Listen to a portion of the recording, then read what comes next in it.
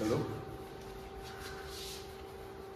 टाउको हल्का मसाज गर्दैछौँ। तेल चाहिँ ब्राउनी तेल हो।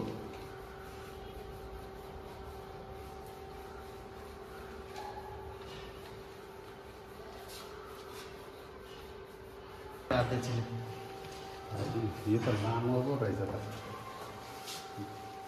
दुई राउन्ड यो राख्ने चाहिँ आँखामा यतातिर तेल नआओस् भन्नलाई हो। पछि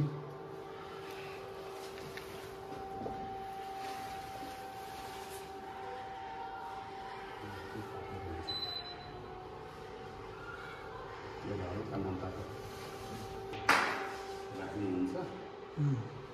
त्यति भएर चाहिँ हाम्रोमा छैन।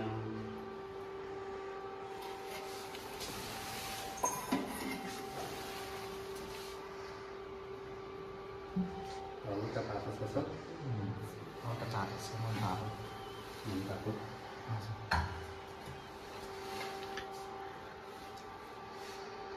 यो चाहिँ हामी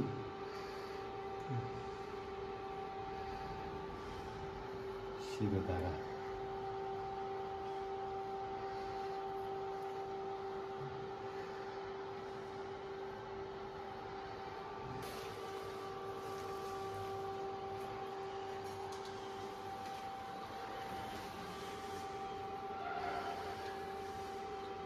तेलको तेल राखेको थियौँ।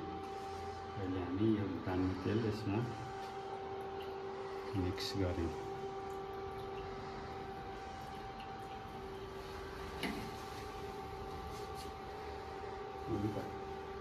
यो म डाक्टर रोमस नेपाल। अहिले हामी बिर्तीगढ गाउँपालिका अन्तर्गतको पालुङ मैनाली आयुर्वेद औषधालयमा छौँ र म कार्यरत संस्था पनि यही पालुङ मैनाली आयुर्वेद औषधालय हो। हामी अहिले शिरोधारा गरिराखेका छौँ। शिरोधारा विभिन्न शिरो रोगहरू, टाउको रोगहरूमा गर्न सकिन्छ। जस्तै माइग्रेन, हेडेक, अनिद्रा, स्मरण शक्ति कमजोर हुनु अनि तथा तनाव व्यवस्थापनको लागि पनि गर्न सकिन्छ। शिरोधारा विभिन्न समस्या अनुसार विभिन्न औषधिजन्य द्रव्य तरल पदार्थले गर्न सकिन्छ भने हामी अहिले तिलको तेल र ब्राउनी तेल मिक्स गरेर शिरोधारा गरिरहेका छौँ। यो सामान्य अवस्थामा हामी तिलको तेल र ब्राउनी तेल मिसाएर प्रयोग गर्छौँ।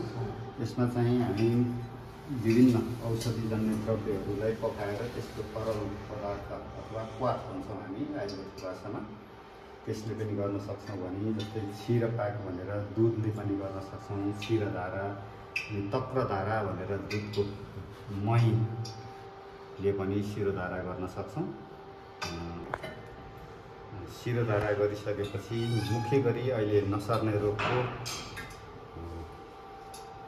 जोखिम बढिरहेको परिप्रेक्ष्यमा, नेपालको परिप्रेक्ष्यमा अनिद्रा, तनाव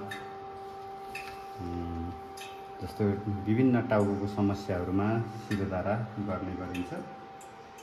शिरोधारा गर्दाखेरिमा विभिन्न औषधियुक्त तरल पदार्थले गर्ने भनेर मैले अगाडि पनि भनिसकेँ। यो निरन्तर आधी घन्टादेखि 45 मिनटसम्म निरन्तर टाउको हेडमा निरन्तर धारा प्रवाह गरिने प्रक्रिया हो।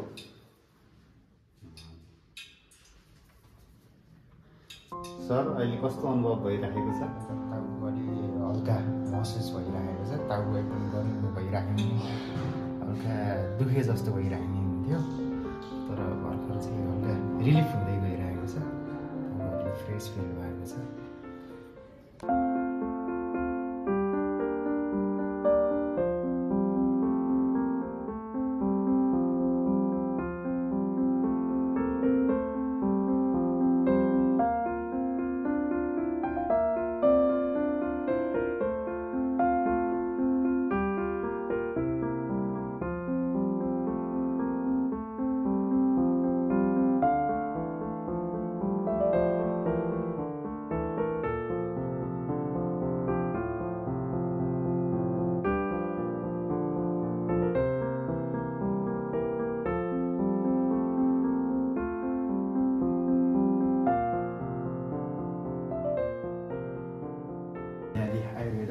सकेको। प्रमुख डाक्टर उमेश नेपाल सरलाई धेरै धेरै धन्यवाद। र एकदमै मेरो यो निधारमा अरूभन्दा निधार अलिक भारी भए जस्तो महसुस भइरहन्थ्यो। सायद स्ट्रेसले हुनसक्छ, अन्य कारणले हुनसक्छ, माइग्रेन हुनसक्छ। र यो समस्यालाई के रहेछ भनेर एकपल्ट आयुर्वेदमा पनि एकपटक हेरौँ न, अनुभव गरौँ भनेर यहाँ शिरोधारा गरियो। र शिरोधारा गरिसके पश्चात अब यो मलाई चाहिँ हल्का महसुस भइरहेको छ, केही आराम महसुस भइरहेको छ। डाक्टर साहबलाई चाहिँ धेरै धेरै धन्यवाद दिन चाहन्छु।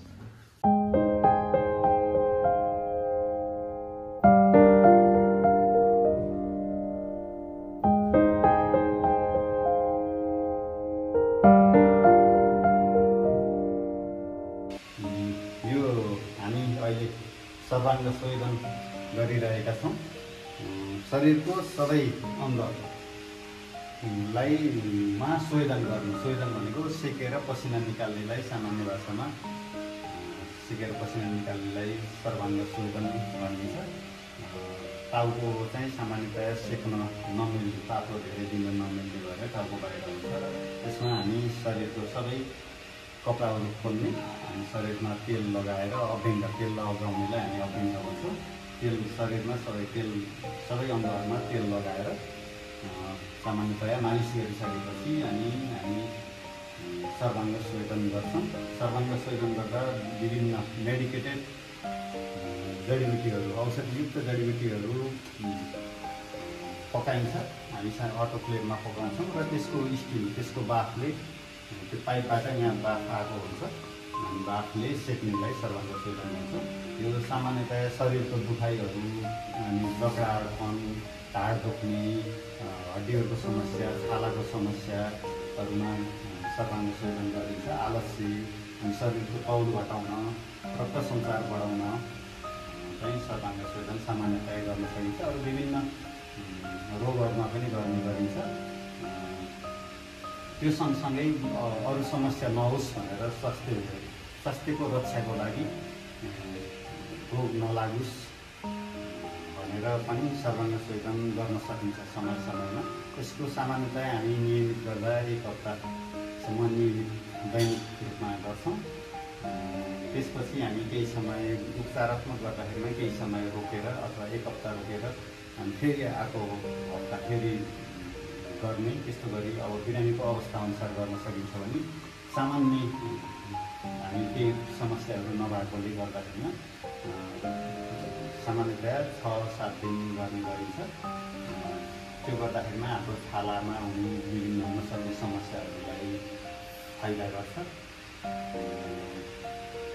लगभग सामान्यतया यति नै हो। यसका अरू धेरै कुराहरू छन्, सबै कुराहरू गरेर सकिँदैन।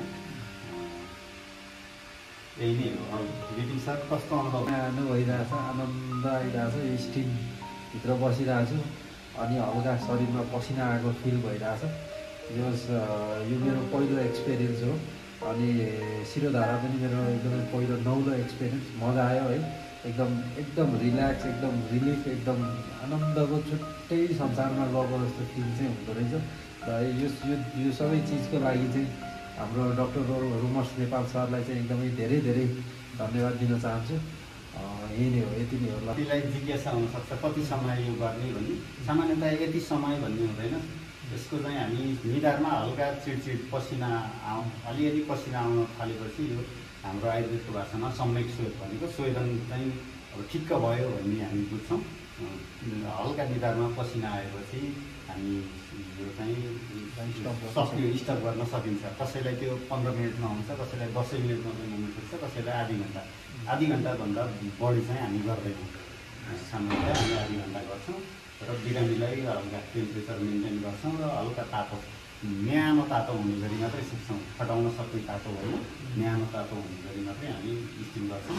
हामी अटोक्लेभमा उतातिर छ, हामी उताबाट बाफको चाहिँ कन्ट्रोल गर्छौँ। कति आवश्यक हुन्छ त्यो हामी चलाउँछौँ।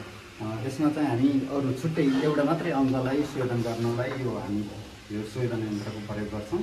उता बन्द गरेर योबाट जस्तै एउटा मात्रै अङ्गलाई यसले सेकिन्छ, जस्तै बुढा, ढाड, गर्दनहरू अनि खुट्टाको एङ्कल जोइन्टहरू त्यस्तो जुनसुकै पनि एउटा आउँदा सोल्जरहरू जुन सेक्न पऱ्यो भने हामी कुर्सीमा बसेर त्यो जुन ठाउँमा सेक्ने हो त्यो ठाउँमा तेल लगाउनु अनि त्यसपछि हामी सेक्छौँ।